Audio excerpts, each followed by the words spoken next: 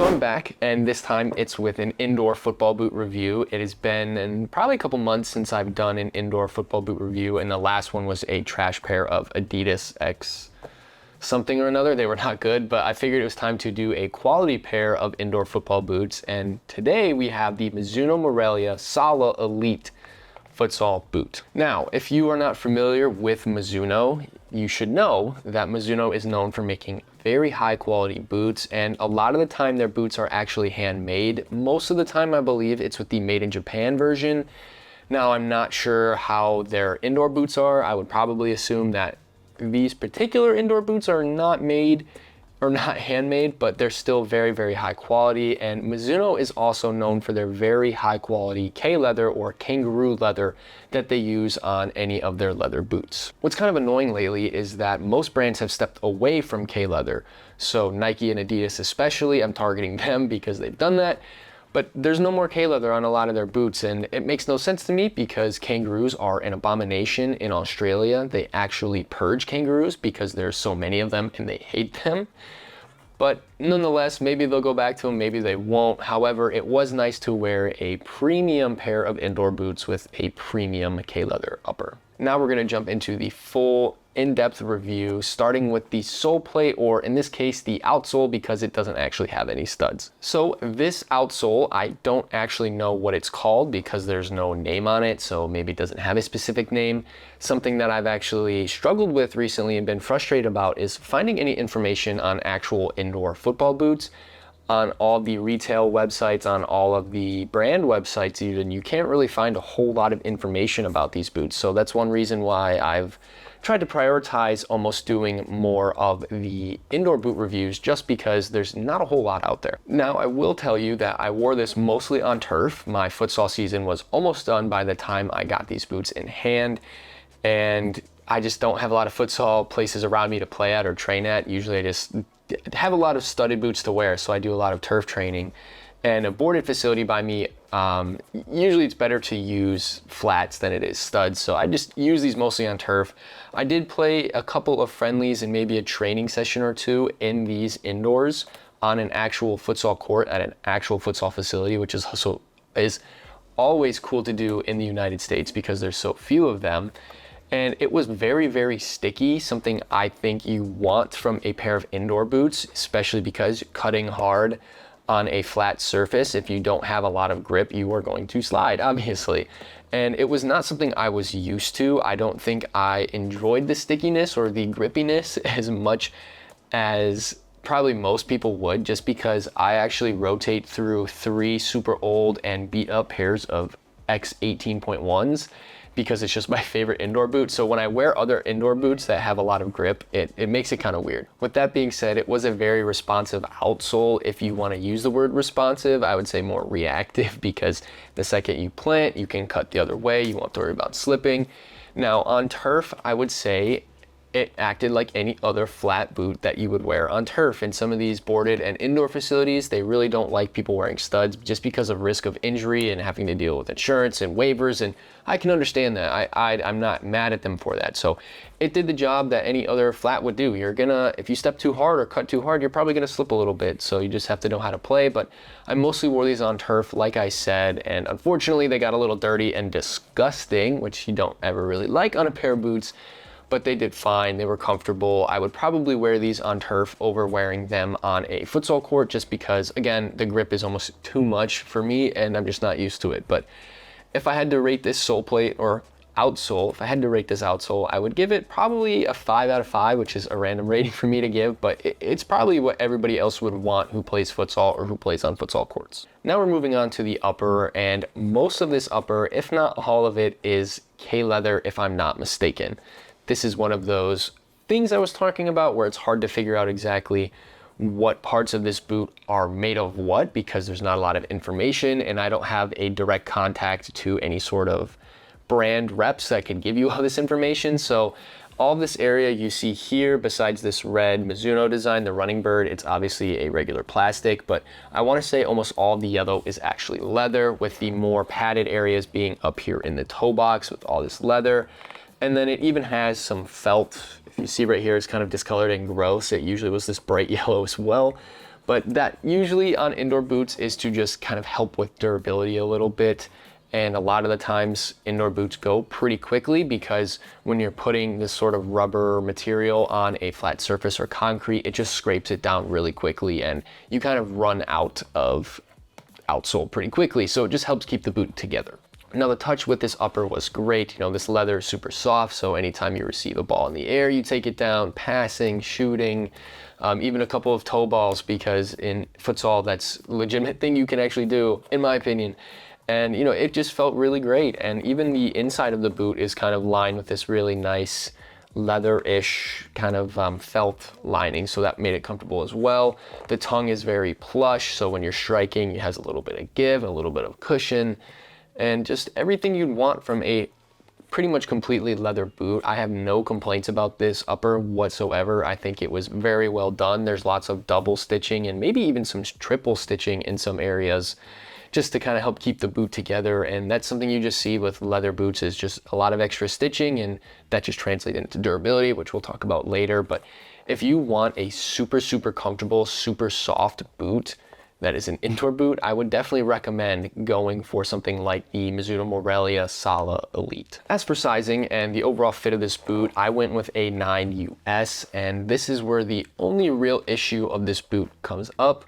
So normally I'm a 9 US whenever I'm testing boots, unless somebody says, hey, you should go down a size. Now, did I listen to some of my friends when they said you should probably go down half a size? This time I did not, and it's probably the last time I will not listen. But I was just kind of nervous. If you go down too small of a size, then you're kind of screwed and have to wait to get a new pair and send them back and all that stuff. So I went with a 9. It didn't feel like it was too big.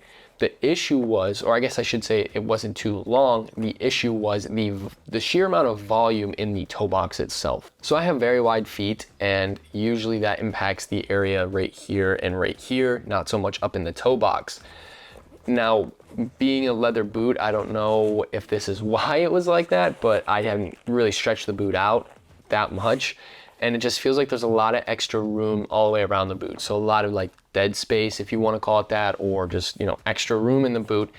And it didn't really impact my playing or overall sensation or feeling of the boot, but it was something that I could notice was there at times, especially if you try to go hit a toe ball or anything like that. I just wish that the toe box was a bit more narrow. It's just everything for width for me is in the midfoot. I don't have a very large toe box, whether that's from just wearing boots my entire life or not. I just have a very wide midfoot. So a little bit of extra room in that toe box. So maybe you could consider going down half a size. I'm not going to say yes or no to that, but just something I think you should keep in mind when you are taking these boots into consideration. And to kind of make it easier for you, if you've worn the Street Gatto, something I consider to be the best indoor boot on the market, I wear a 9. I would consider going to an 8.5 in these if I were to get them again, just to kind of see how they feel. So potentially go down half a size, potentially not. Other than the dead space, I would say that this boot fits great everywhere else. I really like the heel cup and the heel counter here. It's very solid. Cups your heel pretty nicely. You know, everywhere else, the midfoot was probably the width I really liked the most from my boots, and just that little bit of extra space in the toe box there. Everything else, perfect. I've kind of already covered the comfort of this boot, but just to kind of reiterate, it is super comfortable. Whenever you're going to look purely for comfortability in a pair of boots, one of the boots for me that always comes up is the Copa Mundial, and that's strictly because it's an entire K-leather football boot that's been around forever and it's tried, true, and tested. That's the same with the K-leather on this indoor boot. Here, it's super, super comfortable. The tongue is comfortable. It's got a lot of nice padding on the inside, and let me see if I can pull this insole out. This insole is a very basic insole. If you can see, I mean, it's got the Mizuno Morelia logo. Well, I guess just the Morelia logo, but it's felt. It's not a super comfortable insole by any means or any standards or any real effort to make them comfortable, but it did the job in terms of an insole. And again, just the rest of the boot, having an entire leather boot, a little bit of felt comfort on the inside, soft tongue, soft K leather, you're not going to have a lot of pain when wearing this boot. And if you do, I can't imagine it will last long, because I had no discomforts from this boot other than feeling a little weirded out with how grippy this outsole was on a court. But if you're looking for something that's really going to just feel like you're walking on pillows or playing on clouds or whatever, I recommend getting a pair of K-leather indoor boots, and specifically the Mizuno Morelia Sala Elite. As for lockdown with this boot, I want to say that it's about as good as you'll get from any indoor boot. My issue has always been, and still is, that I have very wide feet, and very wide feet push the outsides of the boot. So if you want to go like this, they're going to take your boot and spread it out. And so when you spread out your upper, especially the sides here, the tongue always slides down like this. So I call it tongue slippage. I mentioned this in every review I've probably done because I get it every boot that's a tongue, but it did have tongue slippage, which I don't really think factors into lockdown. Whenever I was cutting in these boots, I never really felt like I rolled my ankle at all. I felt like they really stuck and I was able to push off in the other direction. Now, wearing them on concrete, it's going to be the same thing wearing them on turf. It might feel like you don't have enough lockdown, but when you're wearing flats on a surface that mostly studs are worn on, you're going to have a little bit of slippage issues there. But as for slipping inside the boots itself, no. Now, again, I will also say I almost always wear grip socks, and 99% of the time I'm wearing true socks, unless it's a pair of, I think I have a pair of those Nike grip socks, which I don't think do anything. And then if a grip socks brand sends out some grip socks, sometimes I'll wear those. But for the most part, I just find those all the same thing with just rubber, and I don't like the rubber. So keep that in mind if I'm talking about lockdown. I do have grip socks on, so that does help to an extent. How much, I don't think I'll ever really know, but just so you know, I'm always wearing grip socks. A topic I really don't speak on much at all is competition, and for this particular Mizuno Morelia Sala, I don't know of many, if any, leather indoor boots right now that could compete with it. I would say they're probably competing with the Copa Gloro indoor, which I like the Copa Gloro for what it is, but I haven't worn their indoors, and I'm going to tell you right now that I like the Mizuno Morelia 2 over the Copa Gloro, and that's probably directly going to translate to the indoor models of them. Calfskin leather versus K-leather, there's no real comparison there. It's just one's a lot better, one's not. I want to say there's an indoor Nike Premier 3 as well. They might just call it the Premier Indoor. I have to look into that a bit more. I'm going to get a pair of those. But again, it's not K-leather. I don't really think it can compete with these. So in terms of actual competition in leather indoor boots specifically, this boot is on top. This boot is unmatched. I also did not mention the price tag, which I believe is $120 to $150, depending on where you get these at. I'm sure you can find them cheaper depending on what websites are running what advertisements or promos. But in terms of high quality leather boot for the cost, it's the best there is for indoor football boots. But if I were to compare it to, let's say, the Street Gatto, some of the Street Gattos were leather. I think one or two pairs, like some limited edition pairs. I don't know. I didn't wear those. I know a lot of people who have the leather pairs and they love them for the Street Gatto. But if you told me today that I have to go to, or that I'm going to play pickup on a futsal court or a game or practice or whatever, I'm going to go with the normal Street Gatto.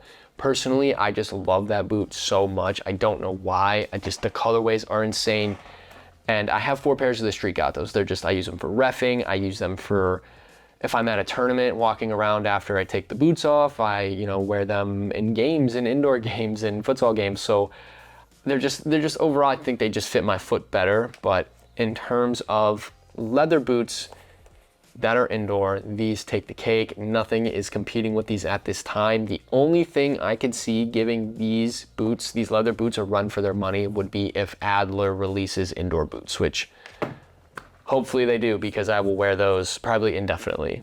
But until then, Mizuno Morelia Sala Elite on top, unmatched. As for durability, this boot held up really well. It was not very marked up or destroyed by concrete, by the turf, by the court. Everything about this boot held up really well. That's what you get when you get high quality stitch boots and, wear them. And there's no real fraying of any stitches. The laces didn't rip. I gotta say, durability on these, perfect. To wrap this review up, my overall rating is an 8.4 out of 10, which makes it a solid B, a very high quality boot. It's handmade, it's Mizuno, it's K-leather, it's comfortable. It has decent lockdown.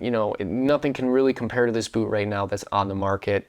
really gives it high praise for me.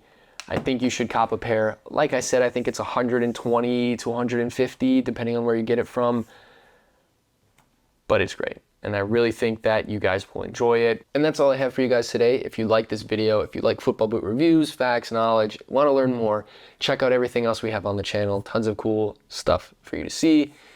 I'll catch you guys in the next review.